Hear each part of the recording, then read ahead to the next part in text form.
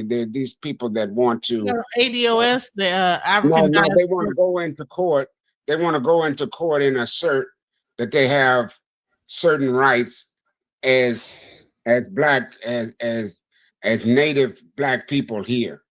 What you call right, generational rights or something, right? It's, yeah, they're the Moors.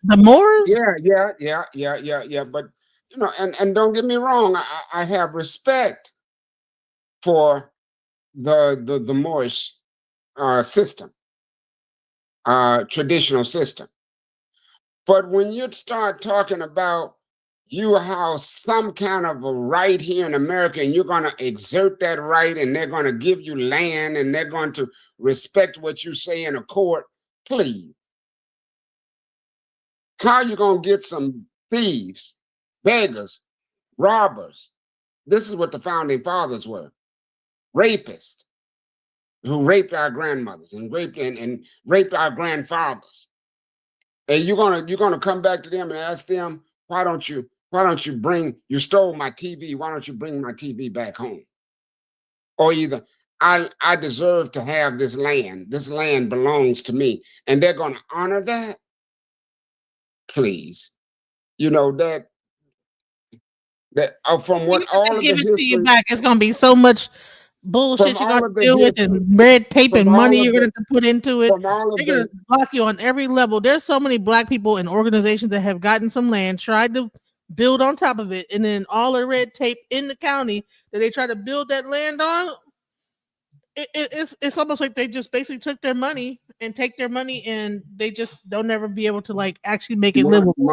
Monica, the best thing that black indigenous people here, I'm talking about those who look like us, that are non-colonial capitalistic based. As you know, it's a lot of people that are of color that are not of indigenous values. The best thing that we can do at this time, and I'm telling you, is look at getting as much money as we possibly can and taking that money and investing that money in Africa right now. And there's Abraham Toure will support us in coming there and building and starting a new life. There's no life that things are going to get a whole lot worse here before it gets any better. So I wanted to really get into the whole Civil War thing. That was the main discussion I wanted to really get into. This whole for one. First, let's go into this. I seriously feel like Denzel in Training Day because you motherfuckers. Tyler Robinson, Charlie Kirk's killer, is not trans. He's not black, not LGBTQ, not an immigrant. He's a white man from a Republican family that wore a Donald Trump Halloween costume. You motherfuckers were calling for civil war, and it turns out you were calling for war against yourselves. And will Republicans admit to being so unbelievably wrong? Will Donald Trump admit that blaming Democrats for Charlie Kirk's murder was very wrong of him? No. Why? Because America has a serious problem with people that look like me, white men. And America does everything possible to give white men a pass. I seriously cannot be the only one ashamed to be white, knowing people that look like us are so mentally unstable and killers. We have to start calling this out more. Put your pride aside. I don't understand, why do you want to be on the wrong side of history? So let's talk about this. Hold on, one last. After Charlie Kirk was shot, this professor, Sam Richards, tries to issue a dire warning to his students, tries to have a genuine conversation about the real ramifications of what this could mean. This thing could go south, okay? You know what I mean by that, going south, okay? The response of some of these students surprised me, and it's worth looking at. Just go in a slightly different direction. I have a question for you. Yeah. I just would like to know in what ways he showed that he was changing his mind, or maybe he showed some progression in his thinking. Think about what she's saying here, because you can't know what the proper progression would be unless you think you have the right way to think. She made a very good point. It was prove me wrong, but It was never for the benefit. Like being able to look at someone with an opposing opinion and say, I take no offense, it's not hating on me, it's your opinion, it's your stance, I respect it, is something he did rarely. And then she makes the most common, frustrating, and lazy attacks that, well, he was 31 debating with college students. And I think even, again, in relation to who he was talking to, he's 31, or correct? Yeah. He's in his 30s arguing with college students and pushing a fake prove me wrong narrative. I'm going to listen to you. No, you're not. Here. And I think it's at this point that it genuinely gets under Sam's skin, but he's trying not to show it. I'll tell you how I know that he shifted his thinking, because you cannot be engaged with human beings in the way that he was and the way that I am, day after day after day. You cannot engage at that level and shift the way you see the world. And I listened to the complexity of his arguments over time, and I'm like, yeah, that dude's like, these things are getting to him. And it seems to really bother some of these students, the fact that, well, he was skeptical about colleges today and the need to go to college. Charlie was very aggressive with his views. He was very, at least I think a lot of the things that I've seen in a lot of the media I ingested from him was anti-college, yet his main source of debate was college campuses. That's a little bit... Well, yeah, but, okay, hang on. He was challenging the young minds on college campuses, which are supposed to be the places where we do that. If I had to take classes over again, I don't know what I would do. I would drop out of college immediately, because I just would. So he provided a great service in the college environment. So it's like, yeah, get out and do that. He's trying to get a sense from his students of whether or not they're even aware of what is at stake here. He kind of essentially is assassinated for his ideas, for challenging people.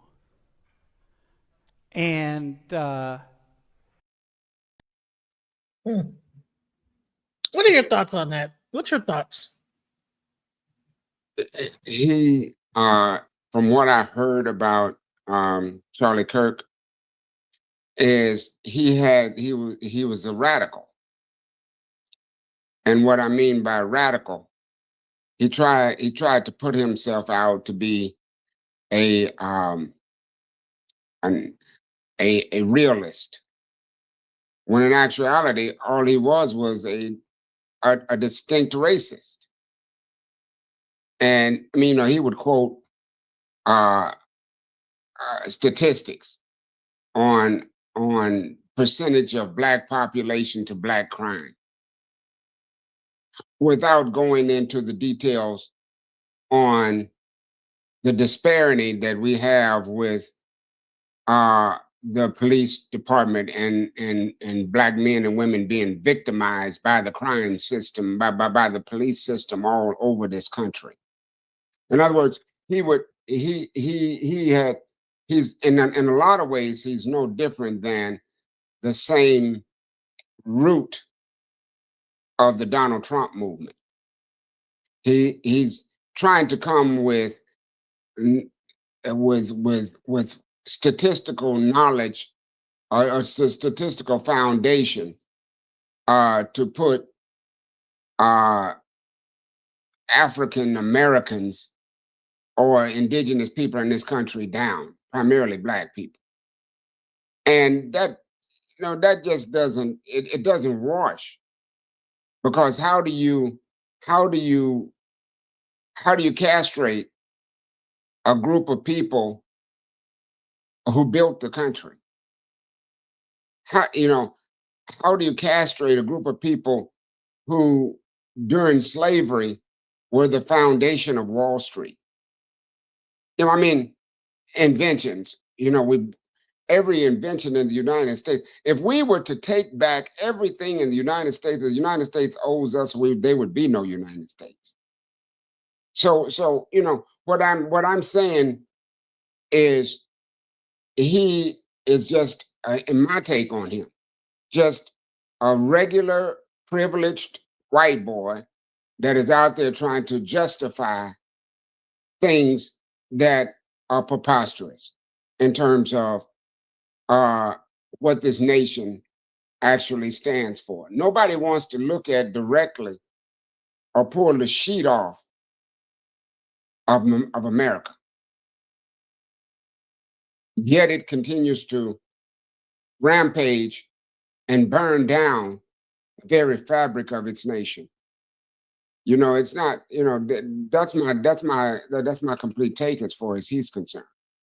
I don't, I have very little respect on what he was trying to say to sway the minds of the ignorant.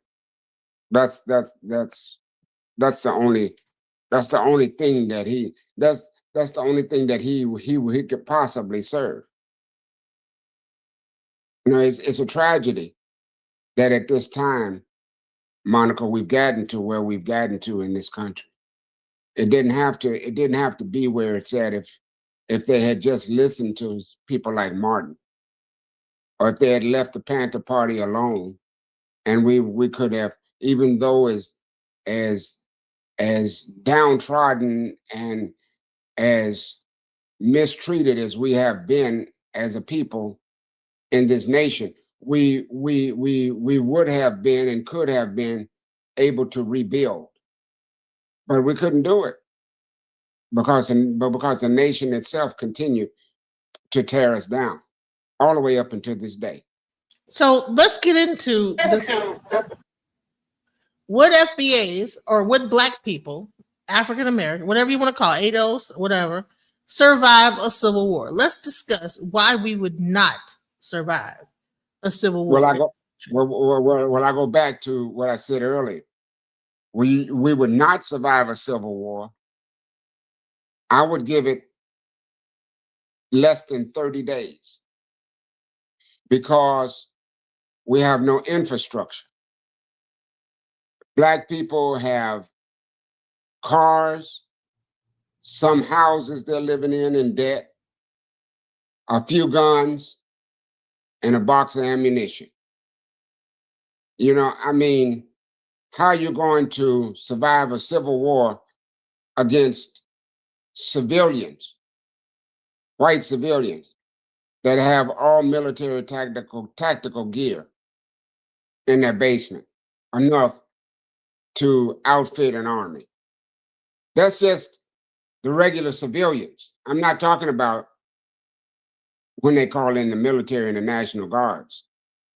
I'm just talking about, though, if things get bad in the United States, they will hunt us down like they hunt down deer or rabbits or any other animal in the forest.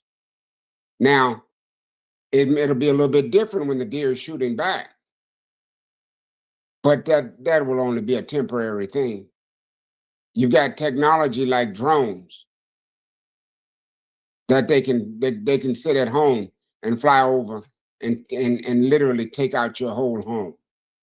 Do we have a few drones? Maybe, but none at the same technological level that they have.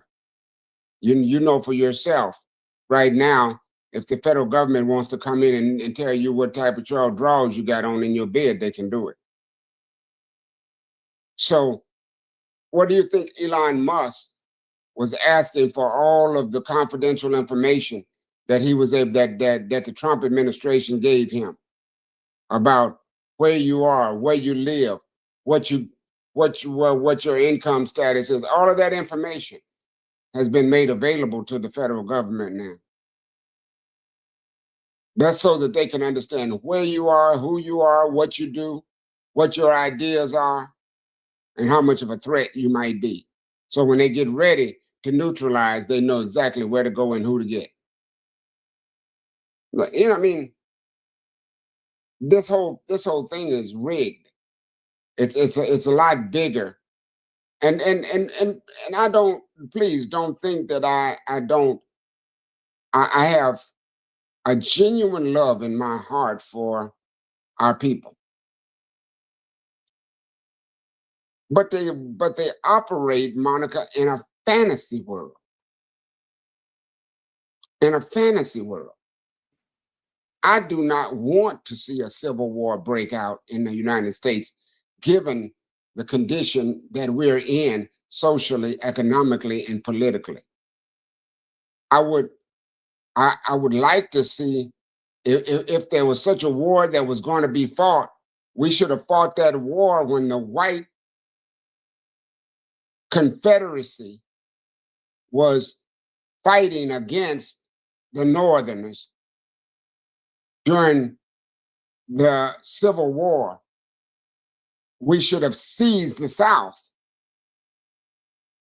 and been ready for when they came back to shoot them down in their spot and to shoot them down before on their way home. We should have been strapped and ready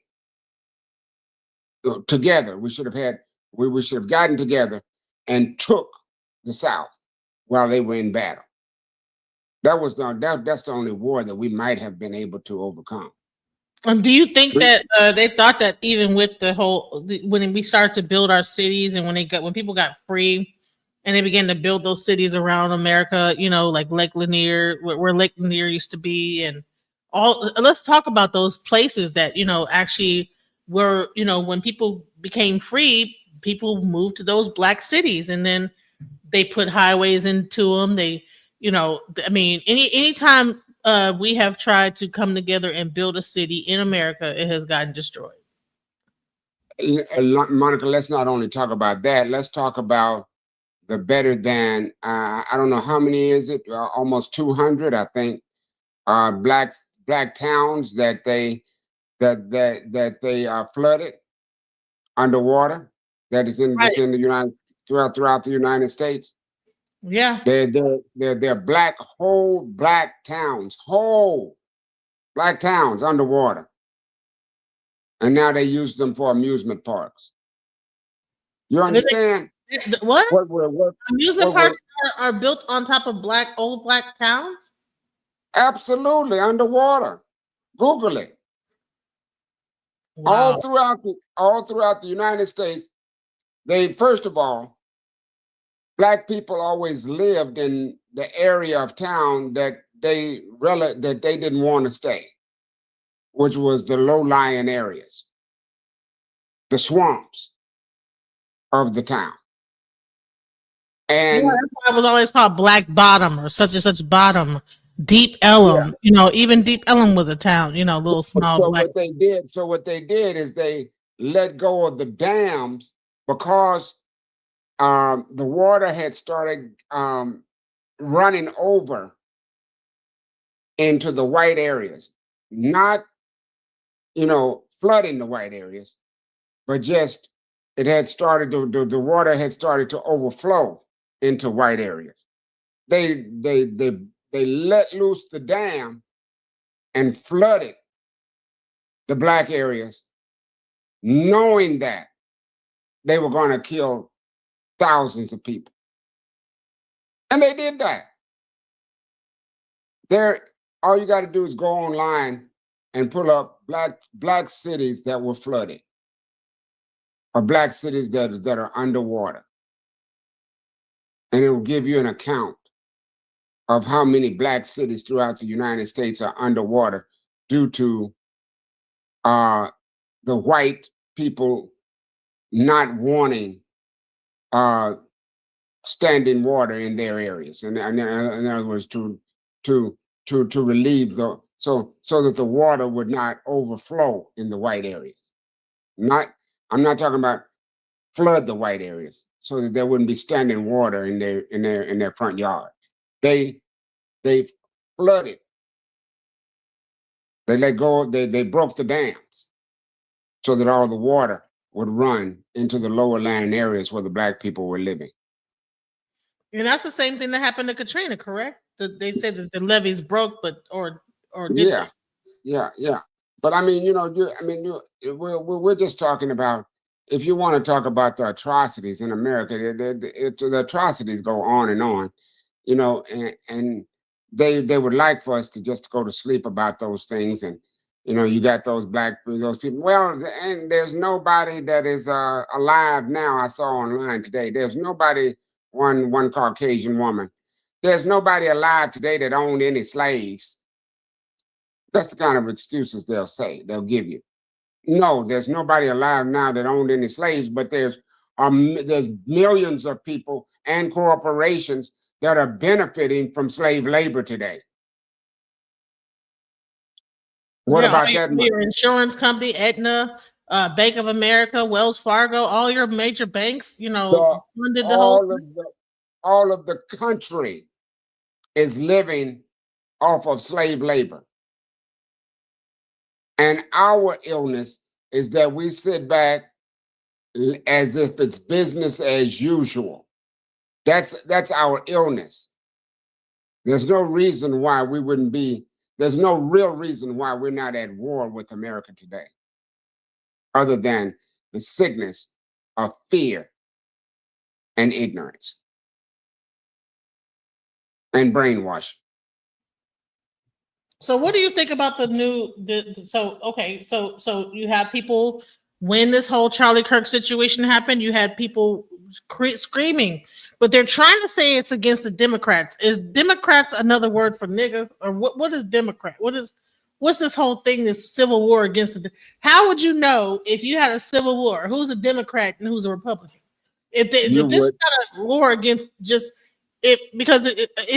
will they be carrying a Democratic flag? Like, if you do a civil war, who's going to be the first people you come after? If you are a right Republican, as I said, I used the term, the Civil War will be a condition of anarchy. It's not going to be, just white against black. It's not going to be that. It's going to be, they know very well where, and we're segregated in terms of areas and towns and places within the towns. America's very segregated. It's more segregated than it was back in the early 1900s today.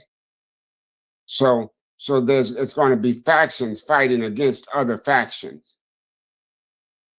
That's what that's going to be. It's going to be separation of class, separation of ideology. The Trumpites versus the non-Trumpites. The Negroes are going to be joining in with poor white people, trying to fight against other people who have more technological advantage. That kind of thing. In other words, it's going to be just, I know you've seen these movies. The Purge, you mean? Apocalypse. It's going to be like that. It's going to be just all out war. People coming down the street, breaking in your house because they don't have food. That kind of thing. It's going to be just chaos. I saw a guy that was saying, I'm ready for it. Just say the word. We need to start this civil war. I'll go door to door. So they're waiting for a time to be able. They could be able to ride their truck into the place and just hit people up door. It won't be the everybody has been afraid of martial law, but what about when civilians become the thing, and then the government just like the purge backs off and allows it to happen? Because I believe that what will happen is the moment this happens, the government will allow it to a certain point before they even come and try to stop it. Because they're trying to get rid of a certain amount of people, their own self. That's exactly right. And when they do come in, when the government does come in, they're going to take the side of the white supremacists. They're not going to come in trying to defend us, just like in the 1921. They're not going to come in trying to defend the black neighborhood. They're not going to come in to try to defend our children. They're going to come in assuming that we are in the wrong, they already assume we're terrorists, or they treat us like that. So the condition is going to be much worse than it's ever been. What do you think the situation is with the National Guard going into these cities and him using American troops to kind of go in and regulate in these cities? Do you think that is more like of a way for them to get a temperature on each inner city area to be able to report back to them, hey, what is it like out there? You know Absolutely. what I'm saying? Okay, let's go into the National Guards that are being called out and ICE that is being called out for this deportation and stuff like this, and these gangs. And Chicago says that they won't even let them in. So these gangs and people that are coming in and trying to take National Guards and these ICE people that are coming in and so on and so forth. They're starting. That's federally sanctioned people that have come in. There's going to be retaliation, such as what's going on in Chicago right now. And what's going to happen is it's going to be a shootout in the streets eventually. That could take place in Chicago today. And one thing that people don't even realize, that Chicago being a major drug port, is that there's also, like, when you get into that, you're dealing with not only African Americans, but cartel. You have people that are running their drugs in and out of Chicago. That's a major port for drugs. So it's not going to be. That's why I believe that Trump backed out of Chicago, because it was not just about a matter of let's get these Negroes in check.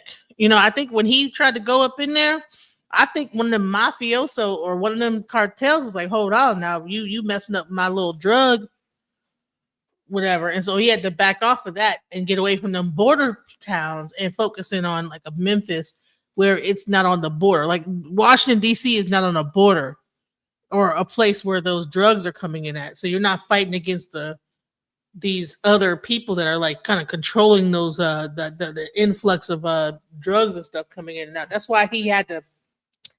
What do you think about that? Do you think that might be the thing? That you're going to have selective places that are going to be strongholds all around the nation that Trump himself are connected, he's connected with. And that you remember, you don't forget he's a criminal himself. So he understands the game. So the whole thing not only has been, not only is going to be played by power and politics, it already has been played by power and politics. And so that'll continue to go on. There's certain places that won't be touched. There's certain places that will be. You know what I mean? They're going to continue.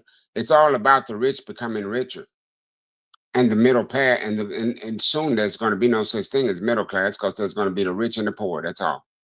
It was so crazy. I found out that there was 900 billionaires in America, and I heard that at first I thought there was America had the most billionaires in the world, but no, I was corrected by someone that says no, not most billionaires, trillionaires in the world.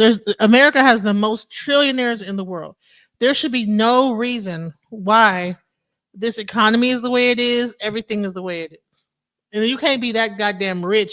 Come on now, you're a trillionaire. I mean, just give 1 billion. If they taxed all of the people that are trillionaires and took that money to rebuild the infrastructure, the roads, the highways, the dams, the water facilities, and so on and so forth. If they built the infrastructure, which is dwindling away, breaking, Florida has broken here 2 or 3 times with toxic waste and so on and so forth, because the rich are not being taxed, so there's no revenue coming from there. The poor can't be taxed because there's no revenue there. And the middle income, or the few people in the middle class, don't have the money to be taxed.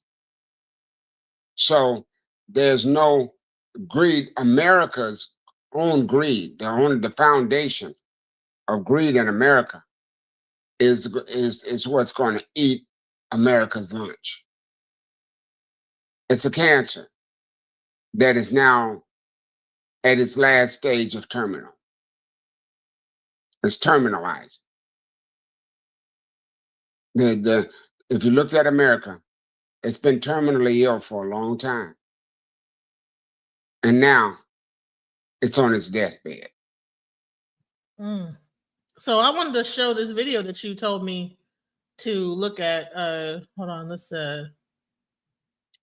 look into this. You told me to look into what's his name? Richard Wolff. Let's go into what he's saying.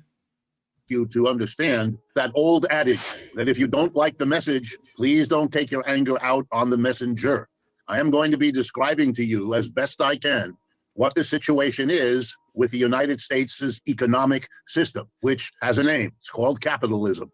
And it is, to give you a hint of where we're going, it is a system in very deep doo-doo. It is in the greatest difficulty that I have ever seen in my life. And you can tell from my white hair that I've been around a while. I never expected to see what I am experiencing. And I imagine for many of you, it is the same, unless you are committed to something my psychotherapist wife explains to me as the problem of denial. Not a river in Egypt, but an inability to confront what it is that's going on, because it's frightening. It's a very human thing to do. It's like a little child who puts his or her hands in front of her face when there's a scary dog in the neighborhood, because she still imagines at age 3 that if you don't see it, it isn't there.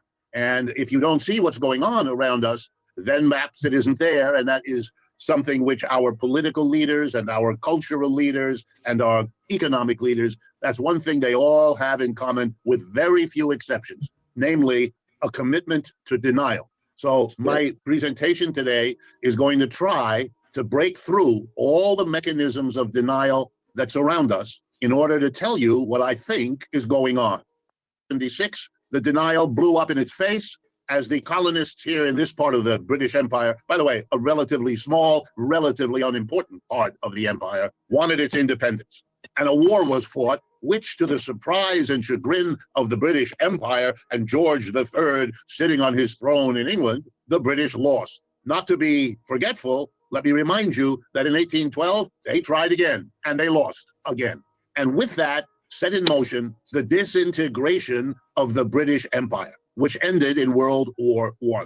Out of it emerged the American Empire. American capitalism across the 19th century resolved certain key internal contradictions holding them back, most notably the bizarre coexistence in this country of a capitalist Northeast and Midwest and a slave South. That was resolved by the willful destruction of slavery by the capitalists. Remember, the Civil War is the expropriation without compensation of the single most important wealth of the South in this country, the slave.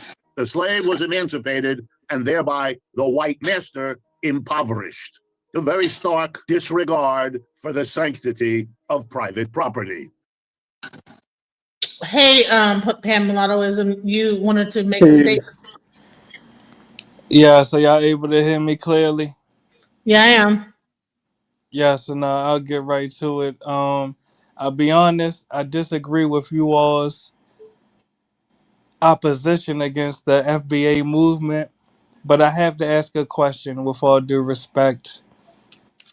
Why are you all seeking unity with the descendants of the same Africans that sold your own ancestors to the Caucasians? Do you want me to take that, Yeah, go ahead. Monica? You're my guest, so yeah. I'm glad you asked, and brother, please don't think in any way that I'm being disrespectful when I talk about this FBA movement or whatever these young people are talking about. I'm talking, when we talk about African slave trade, you have to reference Henry Lewis and his documentary that he did on that whole issue. Unfortunately, we have been brainwashed to think that the majority of our brothers and sisters sold us into slavery. That's a lie. Respectfully, That's a lie. I never said that. Respectfully. Okay, well, you have a few, but that but Well, it was those more than a few. few, and I apologize No, for interrupting you. it was But let's it be was. honest about it. Well. I'm not being honest. I'm studious. I know what I'm talking about here now. In terms of, I can go into the specific tribes if you want, but that's not, we don't have Exactly. time for that. Well, We no, we don't have could. time for Well, that let's here. go into the tribes, please. Well, there's no, I mean, there's no reason. That's not the, but that's not the point. It is The the point point, though. is whether, I'm Respectfully. sorry, I'm not going to get into an argument with you, brother. I'm too old for that now. If you want to talk, we can talk. But Listen, we're not going to argue. Okay, it's not going to be cutting off. I won't debate. Yeah, he doesn't debate. Okay, so here's the thing: if you're going to ask a question, allow him to answer it in full, and it might not be a quick answer. Don't cut him off, okay? Because otherwise, you'll ask a question. I'll put you to the back. He'll answer the question, and I'll bring you back up when he's done. I would like to not handle my chat like this. I think that you have enough decorum that you can allow him to answer the question. You don't have to cut him off when you don't agree. Allow And him to. DJ Genesis, Listen, just this for is clarity, not. I'm not arguing. He's not an equal. He's an elder. We No, I respect our respect him elders. as an elder. Could we go 60 seconds and then 60 seconds, please? No, 2 minutes, and then we'll do 2 All right, let him minutes. go 2 minutes. I'll mute up. Go ahead. Okay. All right, you ready? Go ahead. All right. Young man, first of all, I understand your concern about the slave trade. And sure enough, there were African tribes that participated in the slave trade. However, if you will diligently do your research on that, you'll find out that prior to the slave trade, there were other factors involved in that slave trade prior to the time it took place. If you go back to Portugal, which is roughly in the 16th century, you'll have to understand that Europe was laying the foundation for the slave trades when the Moors were driven out of Spain. The ungrateful people that they were, the Europeans, who, of course, we brought them out of the Dark Ages. In Rome, we literally brought them out of the Dark Ages, and then later on, they started laying the foundation for the slave trade. Now, when they went in to Africa, you might have not, if you want to read a book on it, it has to do with G.M. James, called A Stolen Legacy.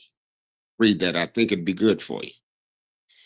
He talks about the details of how things were constructed and how the Caucasian or the European set things up so that the slave trade may be accomplished. They went in Henry Louis Gates, that documentary, says it best. They went in with an objective to undermine and overthrow of the civilization that was left there on the West Coast after their desecration of the West Coast of Africa. You understand? So that condition of the tribes that were pro-African, pro-slave trade, was a condition that was created by the Europeans for the purpose of securing the slaves that they needed in order to fuel Europe and then later on the colonies. So you have to understand that the same thing could have been done in Europe at any given point in time. Same thing could have been done at any given point in time throughout history to any other people. So for us, and I'm going to wrap it up here very, very quickly for you, for us to sit back at this date with all that our brother Abram Toure is doing in the Sahel now to bring Africans home, to have a foundation of wealth by which they can do something in terms of gaining a balance in the world, to hold a vendetta against Africa for a debauchery that the European made and created is asinine. When in actuality, what we must be concentrating on at this time is our forward movement in order to gain the freedoms that we need, which are not going to be had in the United States of America because you own nothing. There's no way, and I said this earlier, there's no way you can fight a formidable war because you don't have the technological wherewithal in order to do that. Neither do you have the solidarity, neither do you have the understanding within the communities to even form a collective. So, I mean, I could go into more depth with that, but it's just not there. It's not there. They're setting them. We're setting ourselves up for destruction. Is what I'm saying, young man. You don't want to do that. What you want to do is to link on to the motherland, just as China links on to the Chinese, just as Japan links on to the Japanese. All of those countries and all of those people in America have a foundation because they link on to the land of their origin. And we most certainly should, because all of the world's resources are in our motherland. So there are major efforts now by major organizations and people abroad to bring us home for the foundation of unity. And therein we would have power and we would have foundation, which would give us the power no matter where we would be as indigenous people. Ashe, thank you so much, Baba Obajogo, for your answer. Okay, so Pamela, you had another question, and we'll go to Reverend Green. What was your It'll question? be brief. It'll be brief. You said 2 minutes. I said 60 seconds. I won't even need that. With all due respect, this is why the foundational Black American movement exists. Because I asked a direct question to the elder. Why are we seeking unity with the descendants of the Africans that sold our ancestors to Caucasians?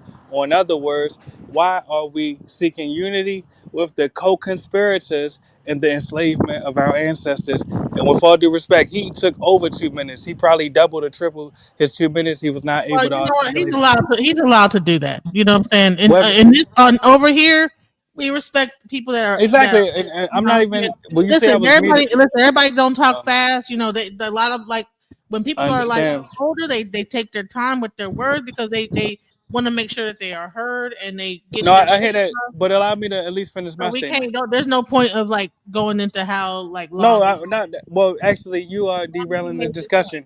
Yes, my point is, and if you didn't interrupt me, I would have already made it. The point is, in all the time that he took, he has not addressed the question. So, with all due respect, I'll ask you or the Reverend Green on the panel: why should we seek unity with the descendants of the people that sold our ancestors to Caucasians?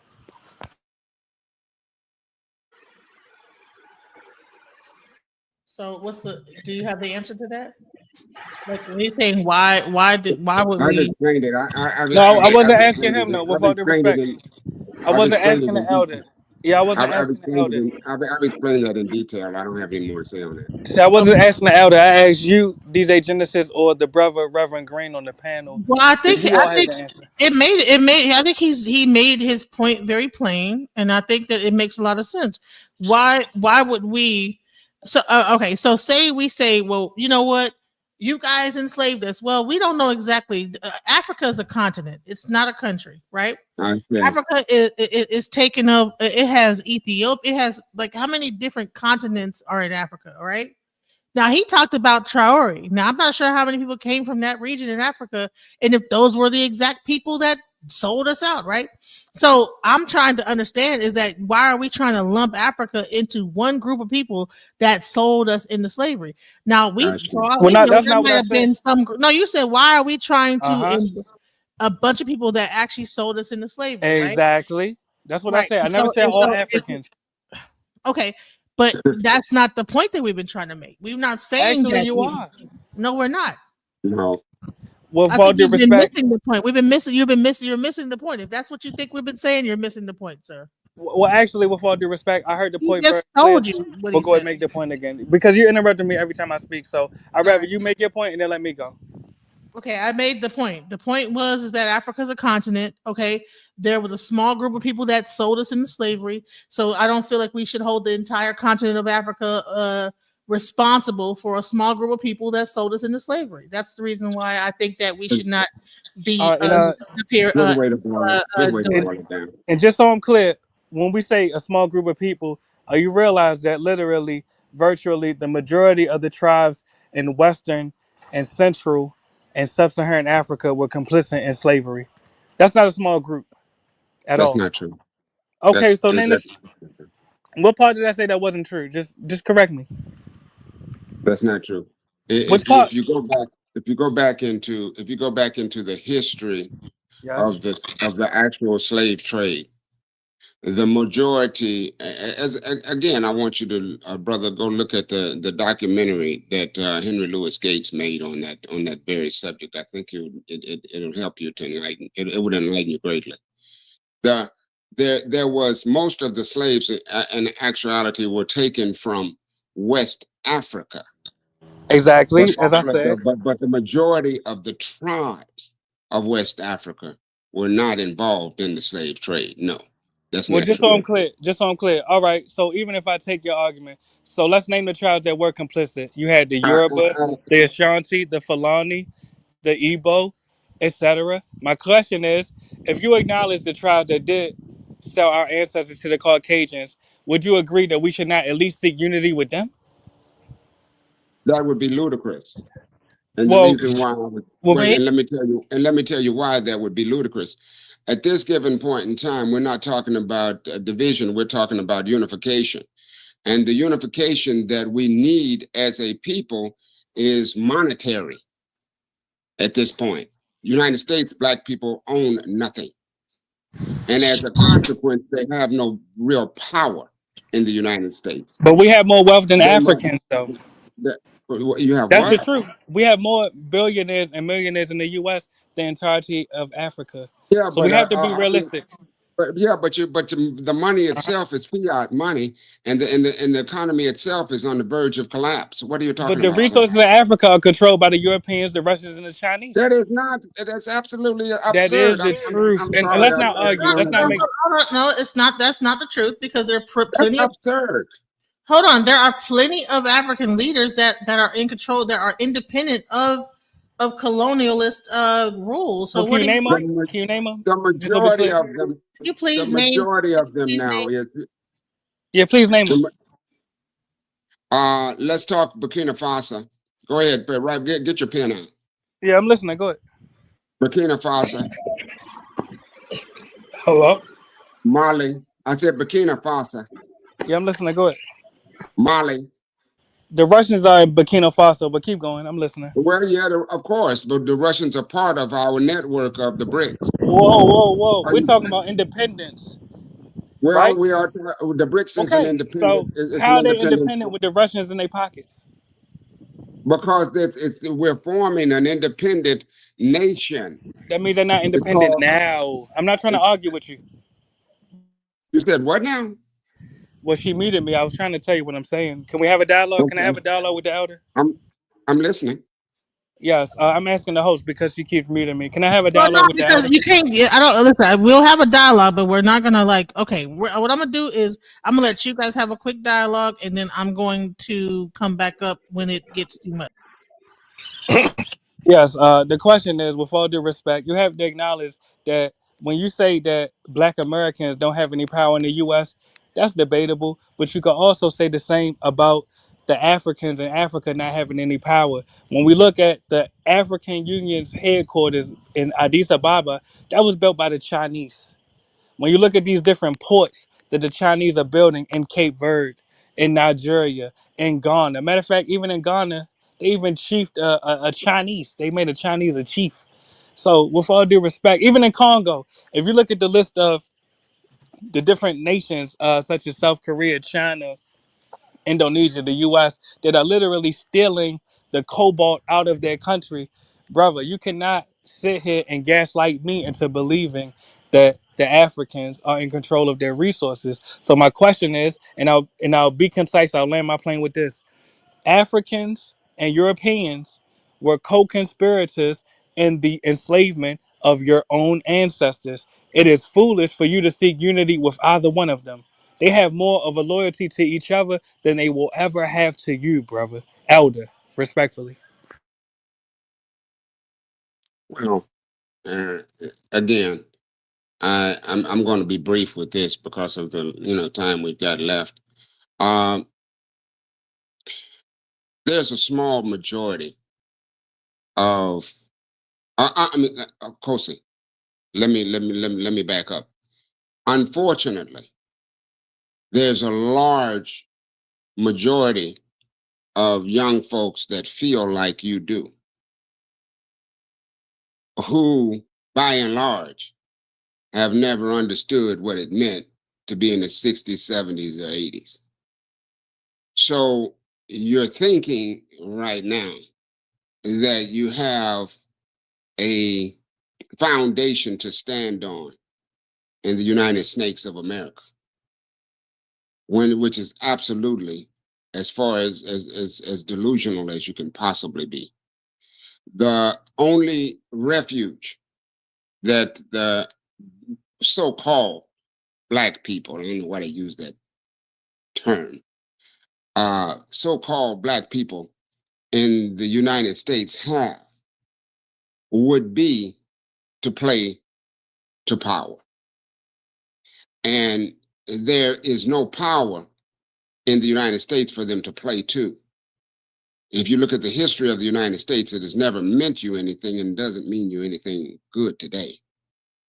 So, and you do not in the group of so-called Black people that you have here are not a culture of people. They're divided, jangling discord.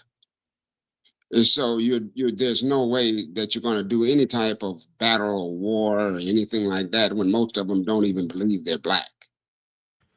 Well, So, Elder, can I ask you this? And I so, apologize. Go so, ahead. Go ahead.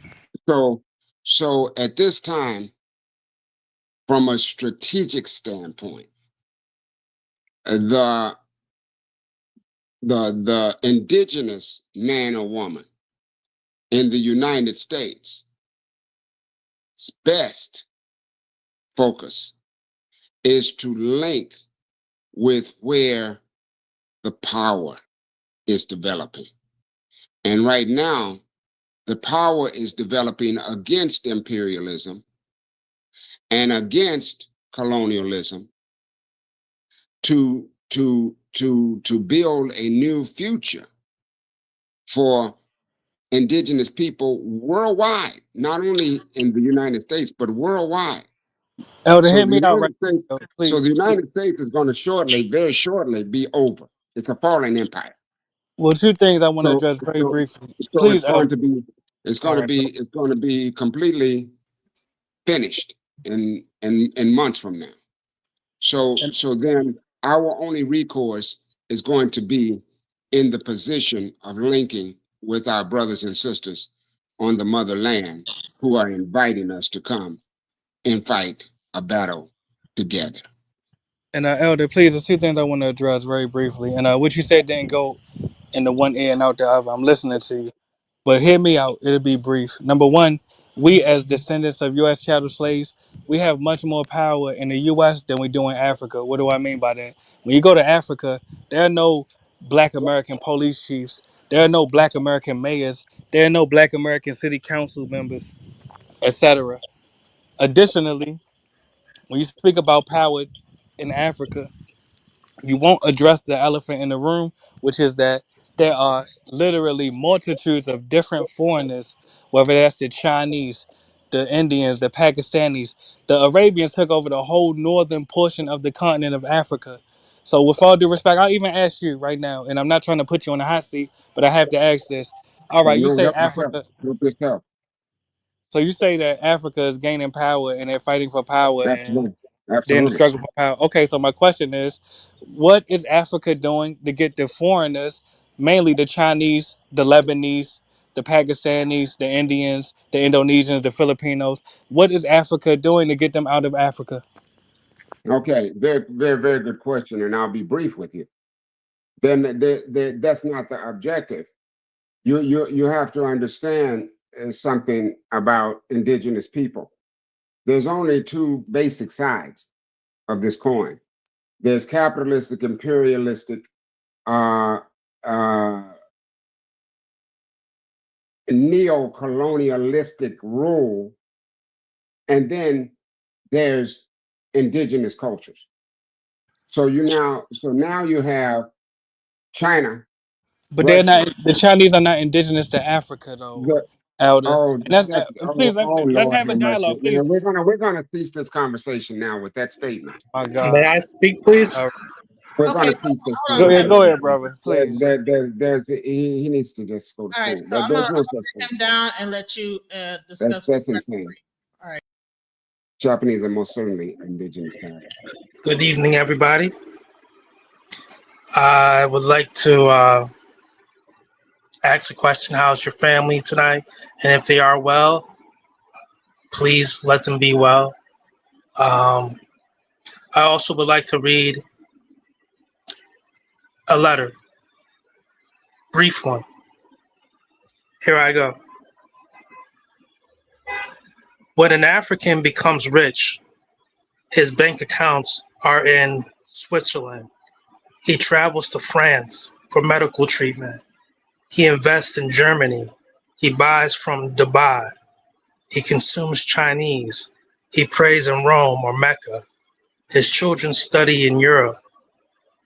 He travels to Canada, USA, Europe for tourism. If he dies, he will be buried in his native country of Africa. Africa is just a cemetery for Africans. How could a cemetery be developed?